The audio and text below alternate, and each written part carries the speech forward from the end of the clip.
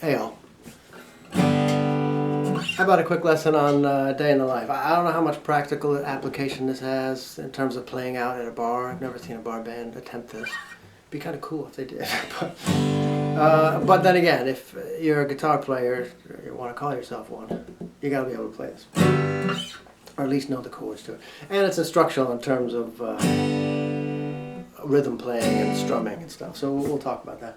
But you're in G. And I think it's the country and western G with the B string open, as opposed to a lot of the Beatles Gs would have the G string at the 3rd fret. Paul would almost always play like that, unless he was picking. But I think this one has the B string open.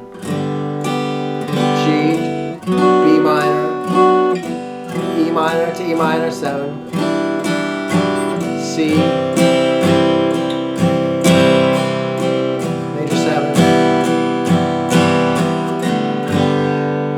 the vocal. So a few things going on. The strum is, if you're trying to develop your strumming and your rhythm, just sit there look at the clock for 3 minutes. Just do this. One chord, just a G chord.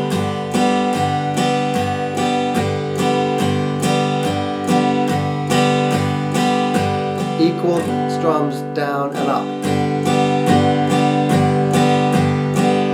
You're just doing mirror opposite strumming.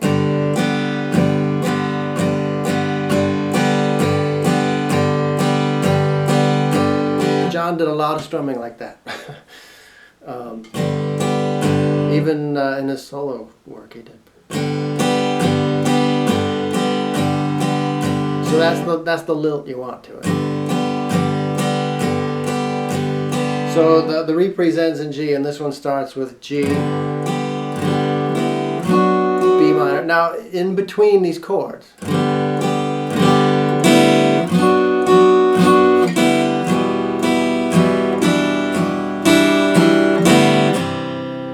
know, there's a little open strings in there, because you don't want it to be.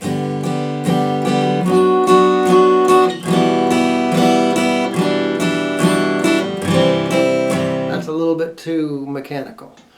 So you want feel. Feel is the thing. So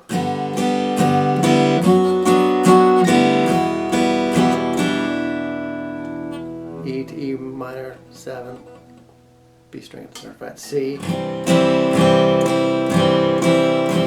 open B string. Now I don't know if it does that, or if the piano's doing it or whatever before it goes to the vocal, but I like the C.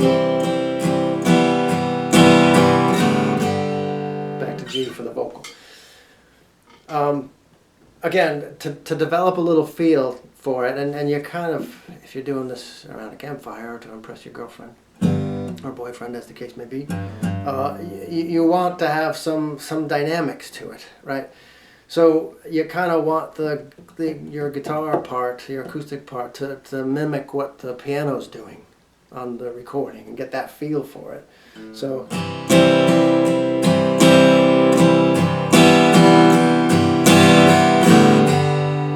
You know, there's some of those you can hear. I'm not doing them all.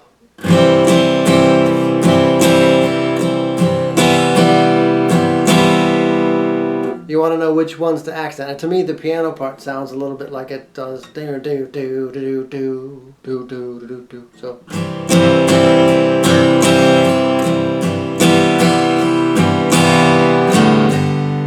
Right, develop your own feel for it. Listen to the record or whatever. Add some of your own little personality and dynamics to it, but you don't want it to be, you know, you don't want to sound too formulaic and as if you're reading chords out of a book, you know. So then you go back to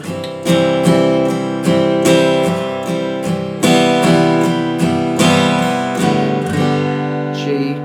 I read the news. B minor today. Oh boy. E minor 7. This is where it goes different. C. Right, so that's C. This is your same old walk down from C to A minor that is all over the place in pop music. E string's out of this one.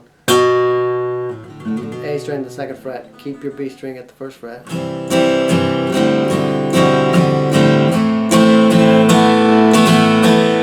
Alright, so he breaks strum there. C, walk down.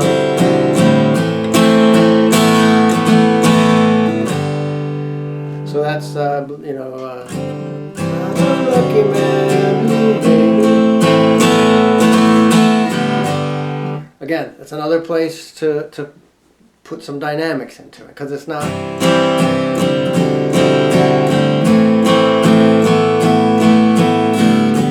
It's not. It builds to a tiny little crescendo there, and then comes back down again to the G.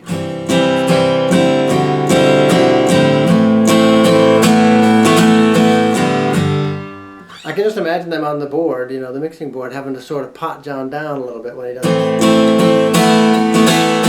It sounds like he really whacks that, you know.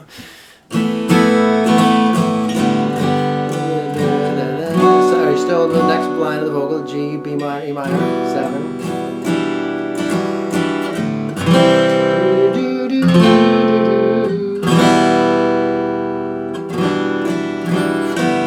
Okay, so that's C.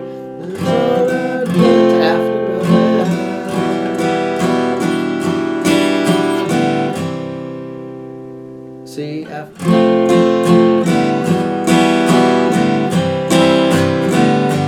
Alright, so it does C, F, E minor, E minor 7.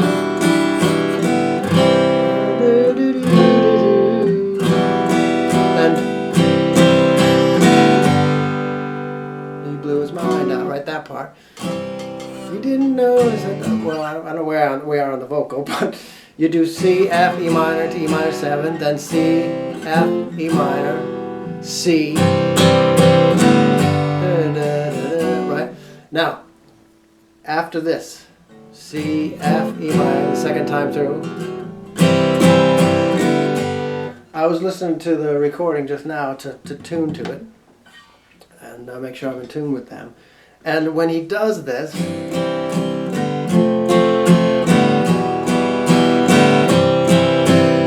when it goes from C back to G, it sounds a little bit like he tried to do, like he tried to go C for a really quick D, then back up there. I'd probably just do,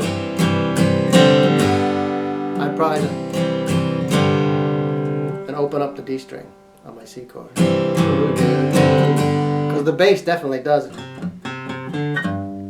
go up to D. But listen for yourself on that one little part, and it sounds like he tried to really quickly. Right? So back to G.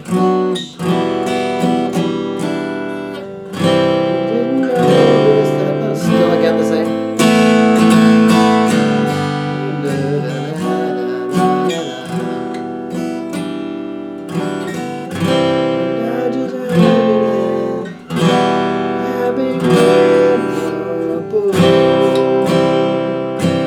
Now we're into I love to, right? So you're on C. Now, what do you do here? Right? That's the question. When they were doing the recording of it, I think it was Paul who had the idea for that little freak out part. They kind of recorded the backing track and left that space there, trying to figure out what we do with that. And the idea was, we'll have the orchestra and just tell them, okay, I think it's 24 bars. During that 24, every musician go from the lowest note on your instrument to the highest note on your instrument, however you want to do it. Whether you want to stay on the very lowest one all the way through and then suddenly go to the highest one, or you want to do it in some kind of logical way. Do two of the flute players want to do it together, or do they want to do it? They let them do whatever they want. So it just sounds like this swirling amalgam of sound. So what do you do if you're playing it? Well, I'd probably do just on the, you know.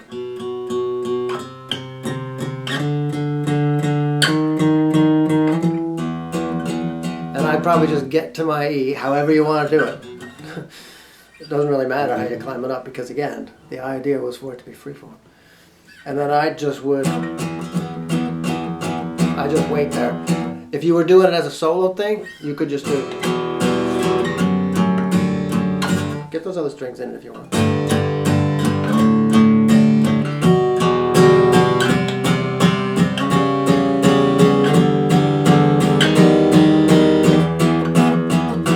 And just go straight into that, you know. That's probably what I do. So you're in E then.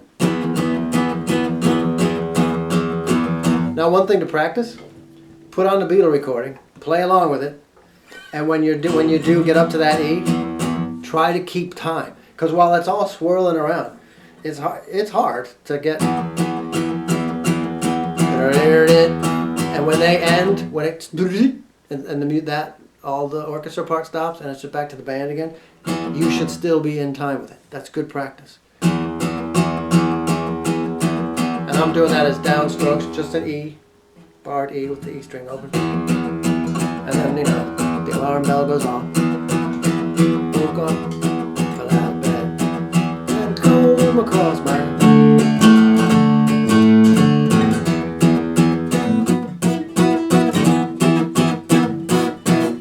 So that's the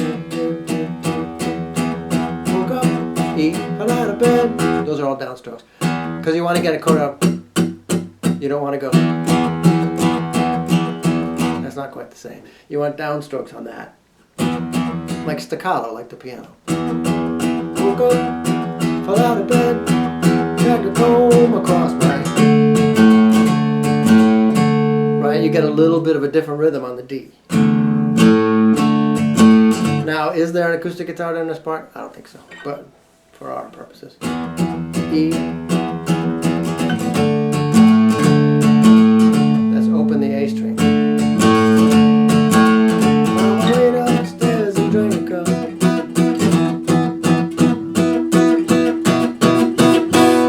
I do that as E. It's a B suspended, really, so you take your F all the way up here to B, and then just suspend the G string. And I hit the low B note on it. Looking up, I noticed I was late. Grab my coat and grab my hat. And a bus in second class. Upstairs and I go.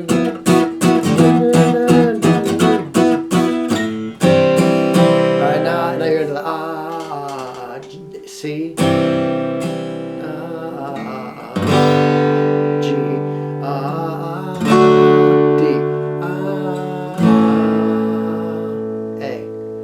E, major, C, from G to D, A, and then,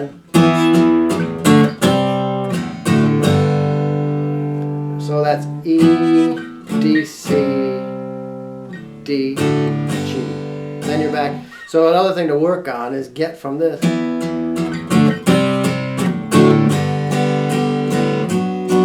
Get that transition smooth and hit that rhythm the way they do. This is really a good one to play along with and work on and try to get the timing of it just like they did, because they would have recorded that all the way through in one piece and then overdubbed later. So